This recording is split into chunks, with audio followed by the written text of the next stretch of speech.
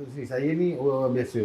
Saya, yelah walaupun saya artis atau benda ke, Saya berbiasa dengan diri saya luar biasa. pada kebanyakan orang kita pandang Datuk Seri luar biasa. Pasal banyak benda yang Datuk Seri boleh buat yang mungkin kita pun susah nak buat. Umpamanya duduk dalam penjara lama. Umpamanya. Itu pun saya nak bayangkan pun saya dah seram. Tapi yang selepas tu pun agak lagi pasal benda ni semua orang rasa, iaitu marah. Kalau kita marah dengan orang buat kita, orang jadikan kita macam mana. Saya pun memang ada orang, saya sampai lah ni pun saya pun ada problem. So ya, tapi Datuk Seri ni saya tak faham. Itu saya tak faham. Saya rasa ramai orang pun tak faham. Macam mana orang buat Datuk Seri boleh terus macam okey tak apa. Itu mana datang tu? Untuk apa sebab tu? Kita nak masuk dalam Datuk Seri ni. Itu benda besar tu. Pertamanya, kita ni manusia ada kelemahan. Dan kita ada istighfar, minta ampun kepada Allah Ta'ala, mana kita buat ada kesalahan. Kita minta Allah ampunkan. Dan dalam hidup ni, ada kita hadapi, terutama bila saya tahu, bila kita berjuang ni, kita bukan lawan seseorang, kita lawan sistem. Penyalahgunaan kuasa, rasuah, melibatkan dakwaan, hakim, Perdana Menteri. Jadi, takkan mudah. Jadi, pertempuran itu jadi dahsyat. Tapi, yang sudah-sudah. Maknanya kalau kita nak pakai dendam kesumat, marah berterusan, jadi tak akan mampu kita fikir soal masalah ke depan. Nak fikir kerana saya banyak sangat masalah ni. Ramai sangat orang mau nanya, ramai sangat orang fitnah saya, ramai orang dera dan pukul saya. Oleh itu, saya kena hadapi dan cuba selesaikan satu persatu. Saya ni macam cerita-cerita dulu lah, apa ni, 6 jahanam apa semua ni kan. Tak selesai. Betul. Jadi oleh itu, tak apalah, just move on. Ya. Tu apa orang duk kata revenge ni selalunya kita bukan nak cerita apalah, kebanyakan orang-orang Melayu biasa ni dia jenis yang kalau kita kena buku bertemu ruas, kena apa itu semua macam budaya kan, sebagian budaya yang kita kenapa tak faham. Sebab tu dia macam satu paradigma yang lain. Saya pula guna kata besar ni.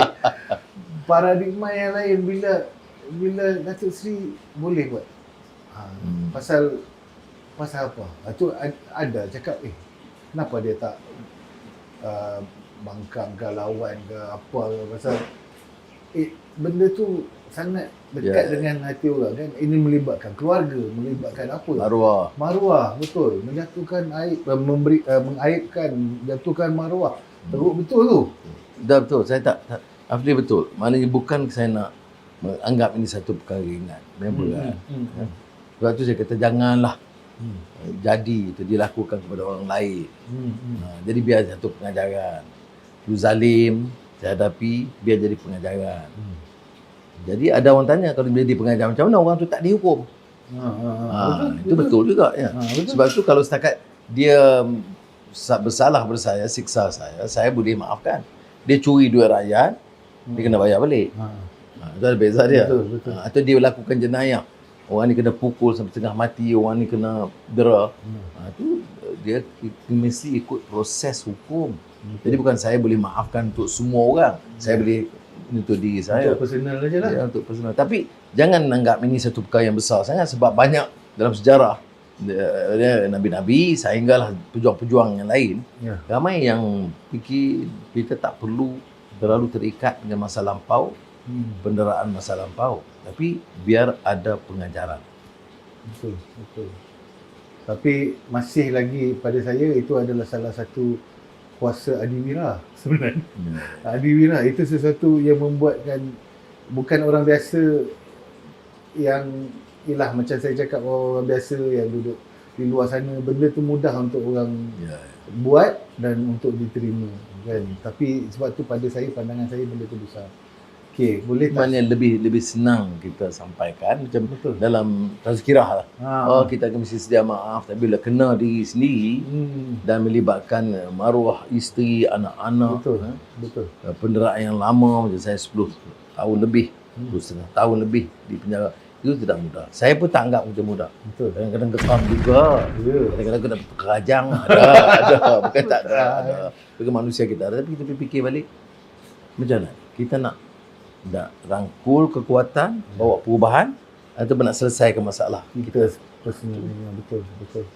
Wow. Itu sesuatu. Orang luar cakap sesuatu. Ya. Sesuatu yang tak boleh fikir. Itu. Okey, ada satu soalan. Saya ada orang tanya. Datuk Seri pernah masuk penjara. Kalau Datuk bila insya-Allah Datuk Seri jadi Perdana Menteri, adakah apa-apa reform yang akan dilakukan pada sistem penjara kita? Ada benda yang nak diperbaiki ataupun macam mana? Atau supaya ianya tak disalahgunakan ke apakah ataupun penjagaan banduan sendiri? Betul. Ya, kerana yang dikatakan banduan itu pelbagai kategori. Ada memang betul kes jenayah besar, Betul. ada kes civil, ada anak-anak kecil yang juvenile. Betul. Ada kesalahannya kecil, tak setimpal. Ya. Curi satu jeans, duduk 6 bulan, Allah. tunggu riman. Ada yang kerana hakim atau proses rasuah dan salah guna orang tu terdera. Jadi semua ni satu bab. Keduanya, penjara itu, kalau tak salah saya, Mark Twain pernah sebut, kita nilai tamadun tu dengan bagaimana kita layan orang di penjara. Jangan kita dera dan hina mereka, dan sistem itu sangat mengongkong. Sayyidina Ali bin Abi Talib radhiyallahu anhu, di antara urusan kerja sebagai khalifah itu melawat penjara. Bukan maknanya kita nak memadamkan kesalahan orang, Betul. tetapi jangan kita hukum lebih daripada itu. Pegawai penjara pun, dia pun ada kekangan. Masalah penyakit, masalah jenayah di dalam, sesak dan sebagainya. Jadi sebab itu reform, saya setuju. Di antara perkara yang penting kita lakukan pada awal adalah reform penjara itu sendiri. Nurul Izzah sekarang memang banyak menumpukan perhatian dalam bidang ini. Baik. Jadi saya serah pada dia anak lebih muda, lebih cergas. Dan dia tahu sendiri, keluar masuk, melihat saya di penjara, dia pun biasa kena lock up. Jadi membawa reform, dan saya telah berbincang dengan pihak pengurusan dan pegawai penjara sendiri. Pegawai penjara pun layanan pun kena jaga juga. Ya, betul. Kerjanya teruk, risikonya besar. Betul. Ada yang kadang kena pukul. Perumahan tak seperti mana. Jadi kita kena jaga kedua-dua. Datuk Seri pernah buat yang conteng kat dinding tu. Satu. Jen, pernah buat? Semasa di lock up peringkat awal memang. Tahun masa tu, masa peristiwa baling, orang petani pekebun kecil menghadapi kesusahan kerana harga getah merudum jatuh. Jadi petani bangkit, saya sokong. Saya ditahan bawah ISA, Akta Keselamatan Dalam Negeri. 2 bulan di High Street lock up. Teruk kedudukannya, lock up-nya, baunya, airnya, makanan, semuanya. Tetapi dan tidak ada kemudahan. Lepas beberapa hari saya meminta Quran, dia berikan Quran. Jadi yang main conteng di dinding. Apa benda yang paling besar yang didapati di penjara? Kesabaran, keinsafan, waktu untuk munajat kepada Allah, waktu membaca yang banyak. Saya baca sepanjang 10,000 buku dalam puluhan judul. Mana subtopik besar-besar, Baik. falsafah, agama, ekonomi, teknologi, apa saja. Itu yang banyak perkataan besar tu.